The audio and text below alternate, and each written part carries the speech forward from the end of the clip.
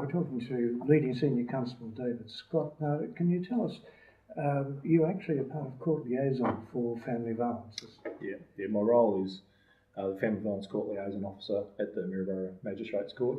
We sit generally 3 Thursdays out of 4. My role there is to liaise between the prosecutor and both in relation to an intervention order application. We act on behalf of the affected family member, and it's to negotiate a lot of time terms of an intervention order application that's at court. And you've been doing this for a while? Over 7 years, 7 or 8 years, yeah, long time. Have you seen a lot of change over that period? Just more work. The change is more volume. When we first started, we'd have, sometimes 2 or 3 intervention order applications. Sometimes we have up to 15 these days. And how did you come to learn about the Rotary Scholarship System? Okay. It'll be 3 or 4 years ago now, they had a vocational scholarship going for, they were looking for world's best practice in relation to something that was going to help us in Maryborough in relation to family violence. And it was suggested to me by my superiors that I apply for the scholarship. So I went through that process and was unsuccessful, but given the application that I put in relation to men's behaviour change program, which I was reasonably sure at the time that it is the world's best practice, and I believe that the Maryborough Rotary Club members had agreed with me, but if I had got the scholarship was to go overseas, investigate it and report on it, bring it back and then try and get it implemented, which would put it 12 months behind, whereas they obviously had seen the fact that it was probably going to be world's best practice, so they offered me a scholarship, so to speak, to actually undergo the training earlier than what would have been had I got the vocational scholarship. And how long was the training period? It was a year. There was in-class aspects of it down in Melbourne at Swinburne Uni, and then on-the-job practice in group work, which I did down in Ballarat. You're obviously the gun operator and that sort of thing around here. Well, I don't know about that. It's a work in progress. We haven't got a program up and running here, so I did my training year before last. So I'm probably getting a little bit stale with that, but I do implement things at work that I'll probably give a different perspective when I go to a family violence incident what other police members do because they haven't got the training that I've got. So. Vocational training is a good idea, and it's in a specific area. Yes. Is there anything on the outsides of that you were able to help with as well? With the liaison with the Rotary Club?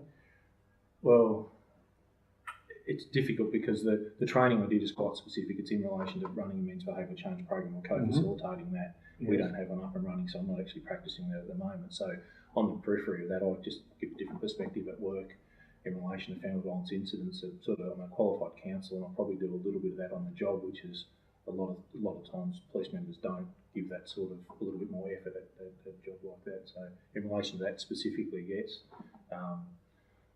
I've spoken at Rotary Club meetings a couple of times, and that I don't know if I felt they mean all that much. I don't think they've probably got value for money at the moment, but probably have. Yeah. I think most definitely.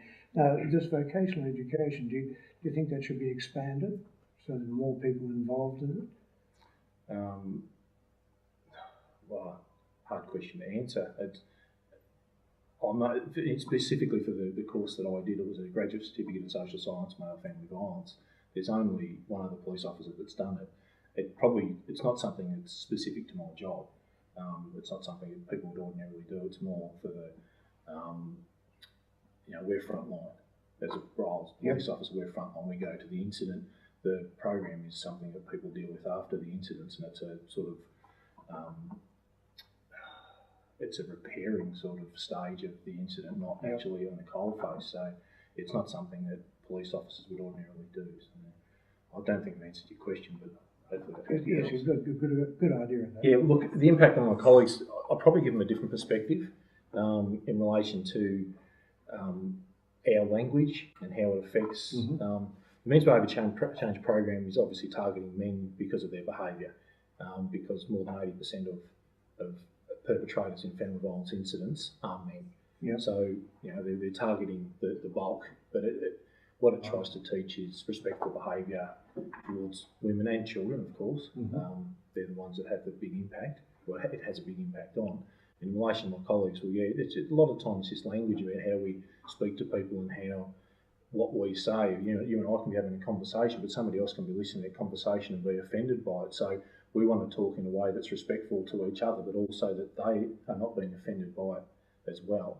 So if you and I are mates and we're talking about our partners, our girlfriends, wives, whatever the situation might be, it's the respectful language that we use in a conversation that our girlfriends, partners, wives, whatever, are not offended by if they were listening to the conversation and we didn't know that they were there.